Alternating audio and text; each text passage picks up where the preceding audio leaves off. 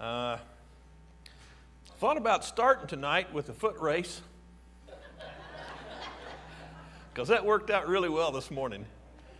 Boy, Owen stopped me in the hallway down there when I was coming out of class. He said, "Guess what?" He said, "Mike and I are going to run a race." I thought, "Oh, great, that's neat. That's really neat." He said, "No, we're going to do it during church." Oh, okay. I bet that's going to illustrate a point in the lesson. And wasn't that a great lesson? That was really good. I just sat there. I felt so proud. That boy he's doing good. He might make a preacher someday. So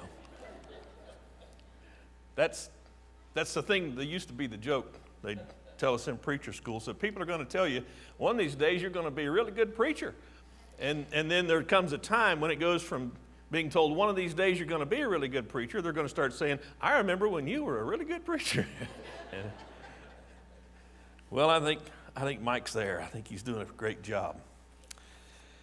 Tonight we're talking about how evolution became popular, and it's just an idea I got basically from watching a fellow by the name of David Berlinski. Anybody ever heard of David Berlinski? He's an intellectual. He's Jewish. He's from New York City, but he's got academic accolades from literally all over the world, different universities he's been to. And the title of the video that I watched, it just caught my eye. Make sure I get it right here. If you want to watch it yourself, it's on YouTube, The Marvel of Modern Technology. And it's David Berlinski, Rebellious Intellectual Defies Darwinism. And as I watched, it's only about 37, 40 minutes long, something like that. As I watched and I listened to him, I said, this guy knows what he's talking about. And what he was talking about was the fact that there are several people in the scientific community who don't believe in Darwinism at all, but they have to toe the line because Darwinism essentially represents power. And if you don't toe the line of Darwinism, you're some kind of a crazy religious freak, and you can't be counted on for solid science. And what Berlinski does in the course of this is he points out that Darwinism is not solid science. Now, he's a scientist, he's a mathematician, and he's saying Darwinism just does not add up. As a matter of fact, when you watch the video, the first thing he does is he posts a quote by Da Vinci. You remember that guy, Leonardo da Vinci, one of the geniuses of human history. Da Vinci said, "No human research can be called true science unless it can be mathematically proven." No human research can be called true science unless it can be mathematically proven. And I'm here to tell you, as you will find out in your own research, if you haven't already, that the idea of of evolution itself cannot be proven to be the result or the cause of any of the species that we have in the world today. And it might be noted, when Darwin wrote his book, and he wrote it back in 1859, well, that'd be a pretty recent book. So it's coming up on, let's see, what is that? I wrote that down somewhere, how many years that is. Of 156 years, yeah, 156 years. And you probably realize how much that concept of godless evolution has changed the thinking of the world and intellectuals. When Darwin wrote that book, I don't know if he had an idea of the impact it would have. But what happened essentially was this, and this is one of the things that Berlinski says took place. Up until the time that Darwin wrote his book on the origin of species, people pretty much believed and gave credence to the idea that what the Bible said was true, that God created everything in 6 days. There were other ideas, of course, not just that, but that was the most popular, most well-received idea, that God had created everything. But now that Darwin comes up with this idea, there is an alternative to believing in what God said. Now think about it. If you want to go with God, you'll go with God. But if you really don't like going with God, if somebody offers you an alternative, what will you probably do? You go with that alternative. And then that alternative will become your credo. It's interesting to me, when you start in the first couple of chapters of the Bible, well, first of all, what is said 10 times in the first chapter of Genesis during the course of the creation? Every living thing reproduced after its kind. It's almost as if, as God was having Moses write down the first chapter of the Bible, he said, include this, and don't just include it once or twice or 3 or 4 times. Include it 10 times, that everything reproduces after its kind. Now, if you look at biology today, that's exactly what you see. You do not see any species reproducing a different kind. Everything reproduces after its kind. And you see distinct species. One of the observations that Darwin made was that if his observations are true, or his conclusion about his observations are true, that there should be many, many, many intermediate species, and they don't exist extant. They're not present with us today, and they also don't exist in the fossil record. And he says this is a great mystery to him, why these things don't exist, because if evolution is the cause of the different species, then there ought to be a lot of differences in existence and a lot of different transitional forms in the fossil record, but they're not there. One of the things about a theory is that it needs to be testable. I brought you see that? Now that's a high-tech sermon illustration right there. That's a block of wood, and it's got a screw in it. It's not loose. I knew you'd go thinking things like that. The creature's up, he's got a screw loose up there. No, it's a good, tight, solid screw. How did that screw come to be in that wood? Now, as I asked the question, your mind is probably working. I bet you Marty put it there. Now, how could you test that theory? If your theory is that I put it there, how could you test it? You could ask me, Marty, did you put that screw in there? And I would tell you yes or no. But whatever I told you, have you proven anything? Well, no, you just have to take my word for it. Now, what if I told you that I put that screw in there, not with a powered screwdriver, but a hand screwdriver? You would be thinking to yourself, I know screwdrivers, and a hand-operated screwdriver would be a sufficient cause to put that screw into that wood. Is that right? Well, sure it would be. What if I told you that I didn't use a hand-operated screwdriver, I used a motorized screwdriver, a drill? You would say, all right, I know drills. I know people use those to put screws in wood. That's a plausible theory. We can even check out if this is true. You can take a block of wood just like this. You can examine this wood, and you'll find out this is oak. You'll get a block of wood just like that. You might even cut it and shape it just to get the same size and same shape. And then you will find a screw, and you'll take that screw with your motorized drill and go, looky there. It turned out just like the other one did. And somebody else will say, well, I think I'm sticking with the hand-operated idea. We'll put that on there, and we'll try that. Oh, look, it came out the same. So it might be that he used a motorized drill, or it might be that he used a hand drill. Somebody might say, I think he put it up in his closet, and during the night, some little fairies came in, and the fairies, with their tool bags, came out with everything they needed to put that screw in the wood. Now, of those 3 theories, which one cannot be tested? You see where we're going with this? Now, you can call that a theory. But if you say, my theory is the fairies, I like the fairy idea, what's everybody else going to be doing? Everybody else is going to be doing, he thinks it's the fairies, huh? That's just kind of goofy. The other 2 theories are checkable. You can use a hand-operated screwdriver, and you can put that in there. You can use a motorized drill, and you can put that in there. But you won't know which of those actually put the screw in there until I tell you. And once I tell you, what do you have to do? You have to believe me. Now you can say, Marty Kessler, I found to be a pretty reliable guy. I think he would tell me the truth about that. Or you could say, I don't know, that Marty Kessler, he's a goofball sometimes. I'm not sure if he'd lead me astray on how he put that screw in that block of wood. I'll tell you what I did. Went to my workbench in the garage. I pulled this block of wood out of a bucket, pulled that screw out of another can, and I shot it in there with a motorized drill. Mostly because I'm too lazy to use a hand drill or a hand screwdriver. That's how it happened. Now you can accept that or not. But you know what it takes to get a screw into a block of wood. Anybody who believes fairies did it, that just doesn't make sense at all.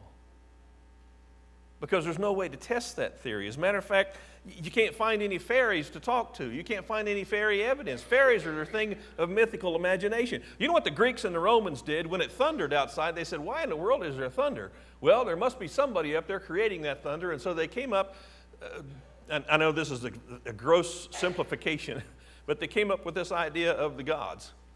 Who causes the thunder according to Greek Roman mythology? Well, that's Thor, the thunder god, god of thunder. I used to watch his cartoon when I was a kid. Where'd Thor come from? Well, he's got his own family up there in the heavens. They live up on Mount Olympus. I forget what the numbered address is, but it's Mount Olympus, probably the only place up there. You'll find it. It's mythology. That's all it is. It's stories made up to explain something that they had no explanation for. I don't know that the Greeks and Romans made up the gods because they didn't want to accept the true and living God, but I know that those things are myths and legends. There's really no truth to them at all. And I think this idea of the origin of the species that Darwin came up with is exactly the same kind of thing. It's just not real. And this guy, David Berlinski, a mathematician with all kinds of accolades, is calling it out. He's saying there's no proof for it. There's no evidence for it. And once people came up with an alternative to believing in God, then they had power. We don't have to trust the church anymore. We don't have to believe what Christianity says. We can call ourselves intellectuals and refer to ourselves as intelligent people, and we can reject what God has given, and it'll be okay. As a matter of fact, we're going to start looking down our noses at people who believe what God says, because we are the ones who have the power of intellectualism, and all those Christian-thinking people, Bible-thinking people, where they're just dullards. And that's exactly what's happened. And so we have this dichotomy, and we've come up with this false juxtaposition of Christianity against science and science against Christianity. What is science? The word science comes from the Latin word for knowledge. That's all science is. It's knowledge. You look into the world and you see how things work. You look at water and you see that the temperature gets down to 32 degrees. What happens to water at 32 degrees Fahrenheit? It freezes. What happens when it freezes? Well, it expands. Wow. Did you know, and I was blown away when I learned this, because I thought, well, that makes perfect sense. Why didn't I think of that before?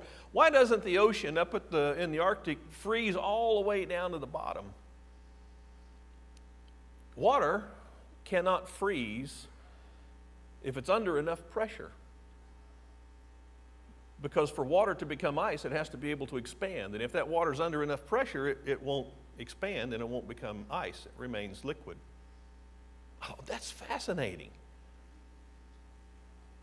You ever get in the water and you go down to 5 feet and you feel the pressure at 5 feet underwater, then you get down to 10 feet. Talk to people who go diving about what the pressure is like at 30 feet, 40 feet, 50 feet, and 100 feet.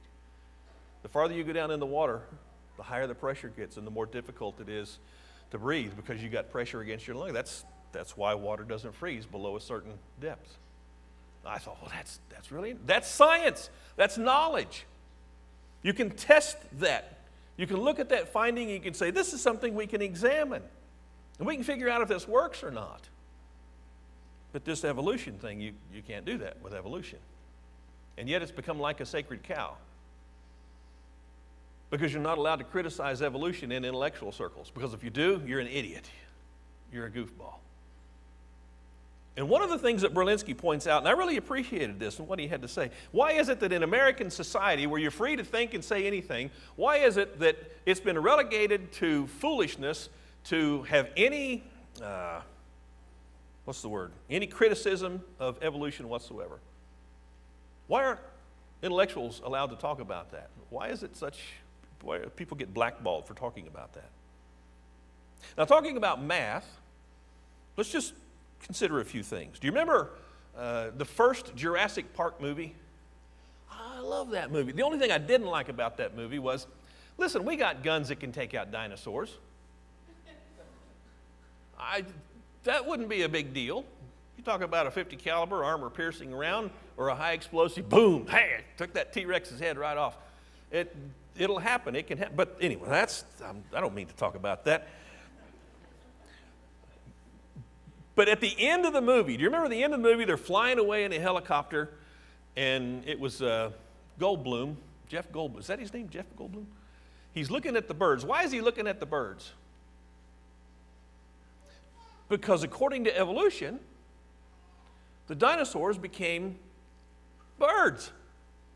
They say, oh, we've still got dinosaurs. They're just the birds. You can find that. Just Google that when you get home tonight. Don't pull out your phones and Google it now. Listen to the rest of the lesson. Google it later. But that's the idea that dinosaurs became birds. Now put it in mathematical terms, how many changes does an animal have to go through to go from a 50-foot lizard to being a bird? I just jotted down a few. And these are no small changes. You've got to go from having jaws with teeth to having a beak. You've got to go from scales to feathers. And if you think feathers are a simple thing, you need to think again. Do a little research on feathers. Isn't Velcro a marvelous invention?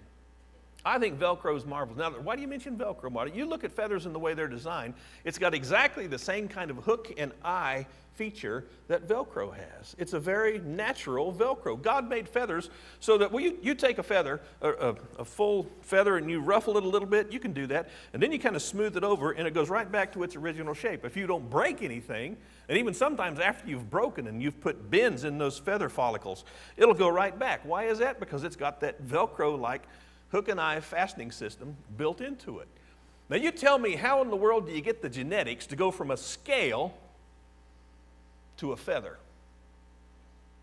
Is anyone aware of how many different kinds of feathers a plain old chicken would have? You know how to get down off an elephant? Well, you don't get down off an elephant. You get down off a duck. If you don't get it, ask somebody later. There's all kinds of different feathers on a bird. If you just pick up a plain old chicken, he's going to have one kind of feather on his wings. As a matter of fact, the feathers on the left wing. Left wing feathers are different from right wing feathers. They're a mirror image of each other, but that's a difference. They're a mirror image. Are tail feathers like wing feathers? No, they're not. Now they have similar features, but they're different feathers. And then you've got the little bitty hair-like feathers on their face and their head that go around there. They're all different kinds of feathers, but they're all feathers. It's a marvelous invention, the feather. But it wasn't invented accidentally. It wasn't invented randomly. It wasn't invented by chance. It was invented by God. God said, I know the perfect thing to put on birds. We're going to put these feathers on them. Well, you can't put the same kind of feather. Well, no, I can't put the same kind of feather. We're going to put one kind of feather on the legs, another kind of feather on the face, another kind of feathers on the wings. And, okay, feathers. I think I've talked enough about feathers. You know that a lot of birds have hollow bones? Why are they hollow? Well, they got to be hollow. If you're going to fly, you need to be light. Can you imagine me with wings? There better be some pretty bodacious wings. Talk about a dinosaur. Not all dinosaurs were huge and massive, but regardless, a lizard, a reptile, is a heavy creature. You pick up any snake, you're going to find out that's a solid creature. How did that creature go from being a reptile to being a lightweight bird that can fly? And flight. Can you make something that flies? Ask David Ames. He's a pilot. You can't just throw a few scraps of plywood together and put a propeller on it and a rubber band and get up in the air. Try making a paper airplane. I have never been good at making paper airplanes. That's been a frustration to me all my days. I've never done much about it, but nevertheless, I could never make a very good paper airplane. The best paper airplanes don't even fly. What do? They glide. You got to power them yourself. But birds fly, and they fly amazingly. If you've ever been out in the woods and you've come upon a turkey's nest without knowing it, you've probably had a heart attack, because that big, huge, monstrous turkey bird will come up off that nest like a Black Hawk helicopter, and he'll be gone. Or a covey of quail. Hummingbirds. Have you never watched a hummingbird feed and he hovers and he zip, zip, zip, zip, zip? How does he keep his wings going so fast that you can't even see him? Where does he get that energy, that little guy? Woodpeckers banging on wood. Dong, dong, dong, dong, dong. You hear him when you're out in the woods, and it sounds like a carpenter working out there. How does he not have his brains fall out, his nose? All these different kinds of birds and all of their abilities, and we haven't even talked about the cardiopulmonary system that a bird has, how it can take in enough air to provide oxygen to power those muscles that just keep working and working and working. And then we're not even talking about non-physical aspects, such as how do you build a nest? I'll challenge you. You go home and you go out and you use any kind of natural material you want, and you fashion a nest as good as a bird can fashion a nest. You ever seen those things? And they don't make all the same kinds. They make different kinds of nests, and they know how to put them in trees, and they know how to put them between limbs. And those things are marvels of engineering. Where did the bird get that information if it used to be a dinosaur? How about migration? How far do birds migrate? Did dinosaurs do that? Well, if they did, they had to get a bus ticket because they couldn't fly, except for maybe the pteranodons. And we don't even know that they flew. Maybe they climbed up on a cliff and jumped off and glided. Maybe they flew. I'd like to think they did. But we still don't know, do we? We have to surmise. I chuckle, I laugh every time I hear somebody say something about the behavior of a T-Rex. What? How do you know how a T-Rex behaves? Well, we've examined their bones. And we know from examining their bones that they focused on movement. That was even in Jurassic Park. Don't move, because if you don't move, he can't determine that you're there. Well, how do you know that a T-Rex could not determine that you were there if you didn't move? I can see two T-Rexes talking to each other. Just act like you don't see them, and they'll stay still, and you can walk right up and grab you one.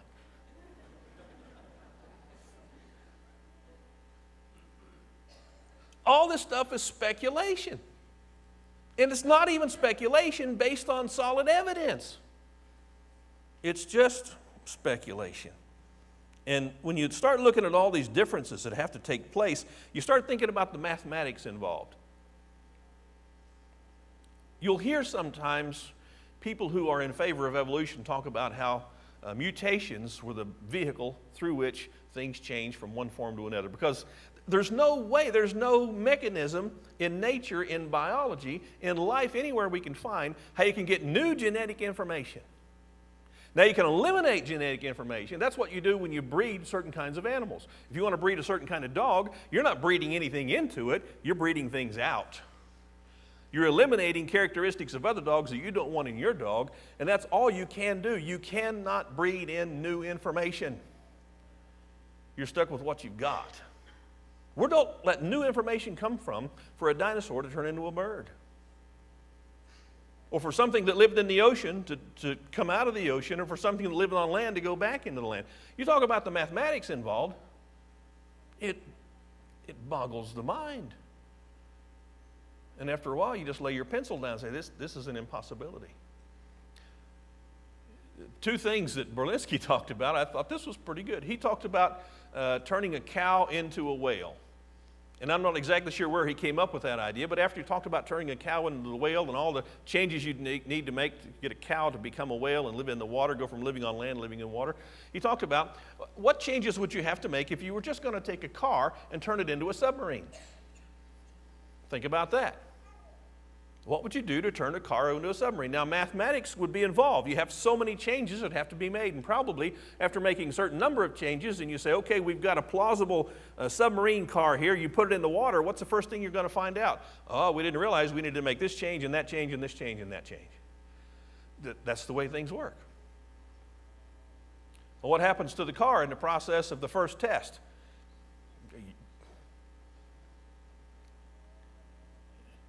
Now, with living organisms, if you do get a change by mutation, incidentally, look up mutations.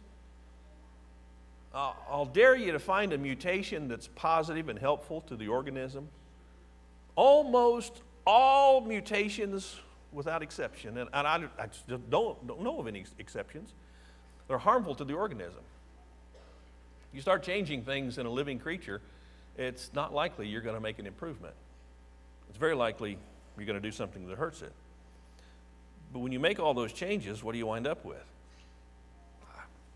It's just interesting. This isn't really about science. It's about men seeking an alternative to God.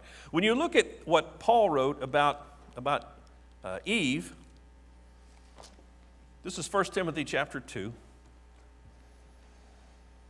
1 Timothy chapter 2 and verse 12, this is where I'm starting. Paul writes this, I do not allow a woman to teach or exercise authority over man, but to remain quiet. 2 reasons for that, he says. First of all, it was Adam who was first created and then Eve.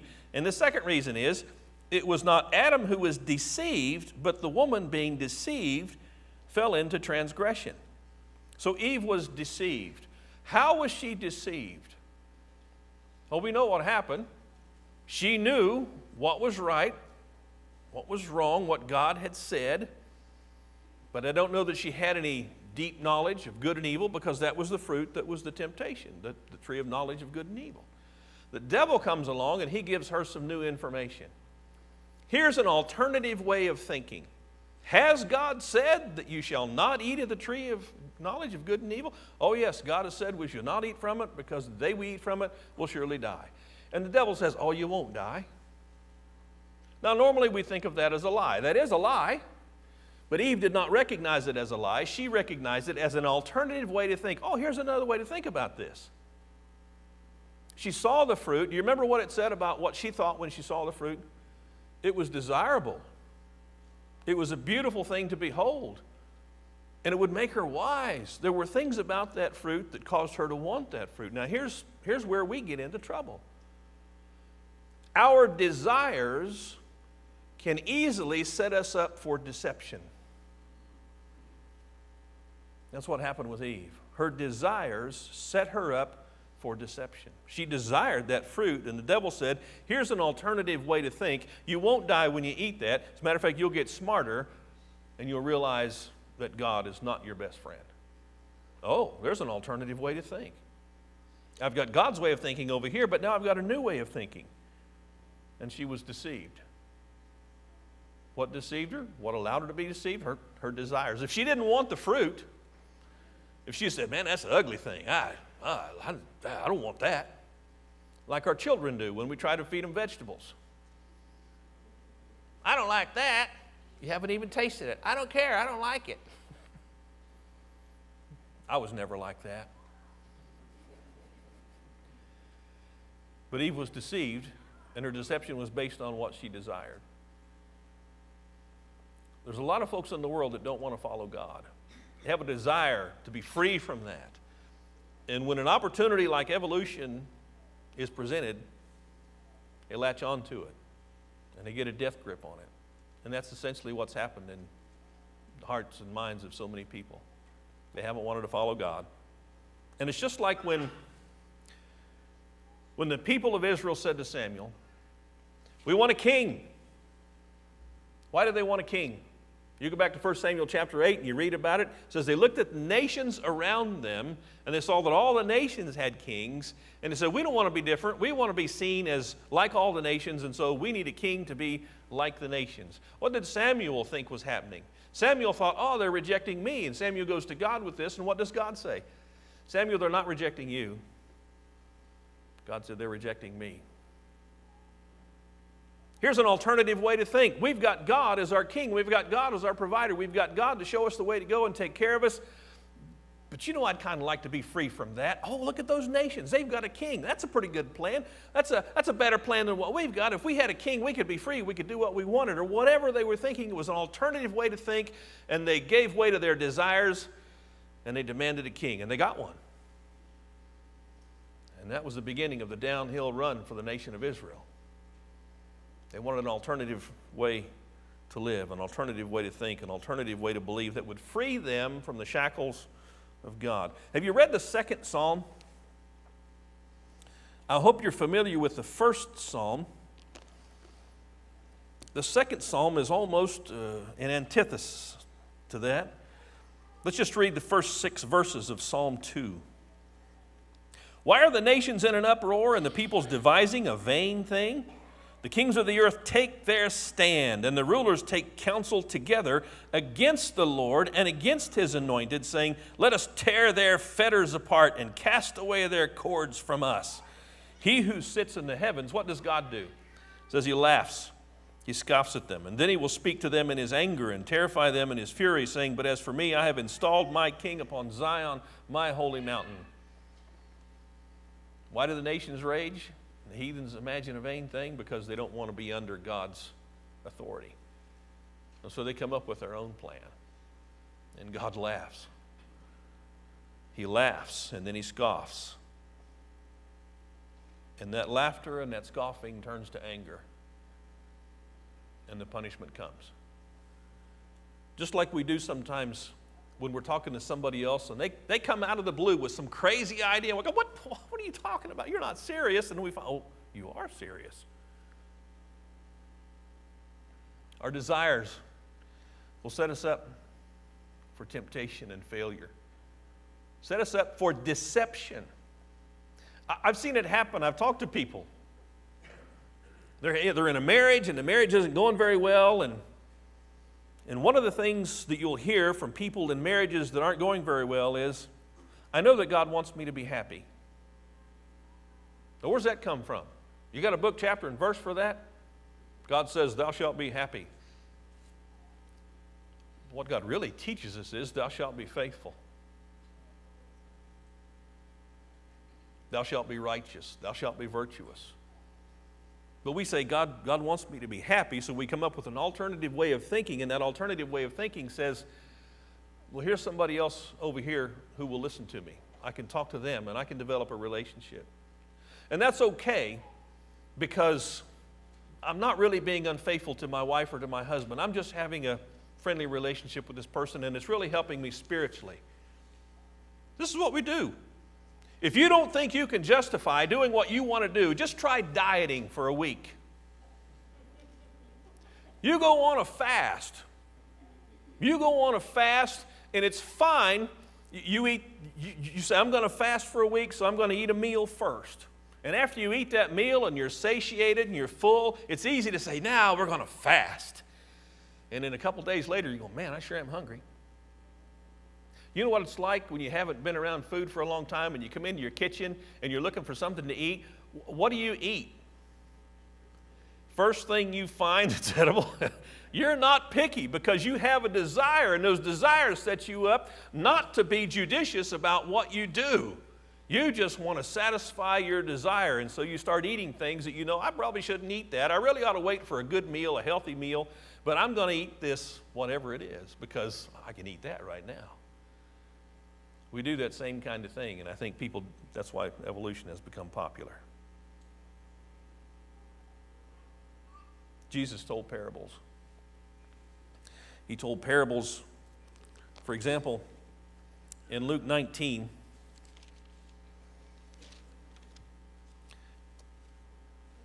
in Matthew we call this the parable of the talents. Starts in Luke 19:11. And says, while they were listening to these things, Jesus went on to tell a parable because he was near Jerusalem and they were supposed that the kingdom of God was going to appear immediately. So he said, a nobleman went to a distant country to receive a kingdom for himself and then return. And he called 10 of his slaves and gave them 10 minas and said to them, do business with this until I come back. But his citizens hated him and sent a delegation after him saying, we do not want this man to reign over us. It's almost as if Jesus is telling two separate parables in one. This is a twofer. It's the parable of the talents, but it's also the parable of the people who did not want this man to reign over them.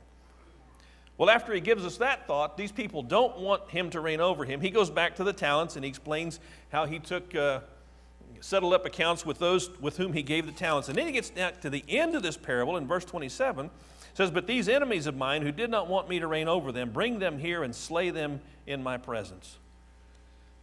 Wow. We don't want God to reign over us. We want to believe what we want to believe, whether it's evolution or Islam or denominational doctrines or whatever it is. We don't want to believe in God. We want to believe what we want to believe in. This is where that kind of thinking winds up. God says, you don't want me to rule over you? This is what I have to do. And he has to do that as God. He's got to be righteous. That's not the only parable that winds up like that.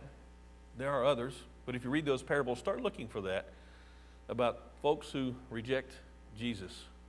And it's over and over and over. Why do the heathens rage and the people imagine vain things? They want to cast off God's fetters. They don't want Jesus to be their Christ. All these things, and even people who are religious do it. You see it all the time. People want to be religious, but they don't want to be bound by anything, and so they manipulate their religion according to what they want. And that's essentially the same thing that's done with evolution. It's in a sense a faith, a religion, and they're very dogmatic about it. Well, anyway, you might be wondering, what in the world is Marty bringing this lesson for us all about? Do you remember what Jesus said in Matthew 6:33? Seek first what? The kingdom of God and His righteousness. Seek that first. And Jesus said all the things that you need are going to be fulfilled. But that's a teaching that we have to submit to. If we don't want to seek the kingdom, if we don't want to seek righteousness, we'll find an alternative. What we desire, we can probably find in this life. This big hoopla about guns. Chicago, the most stringent gun laws in the nation. What happens every weekend in Chicago? People get shot. Well, you're not allowed to have a gun. Can people get guns? Well, sure they can get guns. Should they get guns? Well, only if they want to defend themselves. But bad guys get guns. They know how to get guns. Are drugs against the law? Well, sure. Illegal drugs are illegal. People still get illegal drugs. Oh, yeah. I don't know if I should say this or not, but I dare say that within an hour of this worship assembly being over, I could have some marijuana. I don't even know where to look. But I just bet you, that would be an interesting experiment. Now, don't do it. But the idea is that it's whatever you want is out there, and you can have it if that's what you want. But if you want to seek first the kingdom of God and His righteousness, guess what? Wow, there you go. That's available too. And you and I need to choose. What will you choose? Do you want something like evolution? Do you want an idea, an alternative belief from what God gives, or do you want what God gives? You know where the blessing is. You know where righteousness is. You know where it makes sense. So I'm going to bring this lesson to its conclusion and extend the invitation. And the invitation makes perfect sense, because what good is it for God to say, here's my kingdom prepared for you from the foundation of the world, and not say He's inviting us into it? He wants us in that kingdom. If you want to be part of that kingdom, if you want this congregation to pray for you, whatever needs you have, God has designed His presence with us and the church to be something to meet your spiritual needs. And that's what we want to do tonight. So just come forward as we sing if there's any spiritual way we can help you tonight. Let's stand and sing.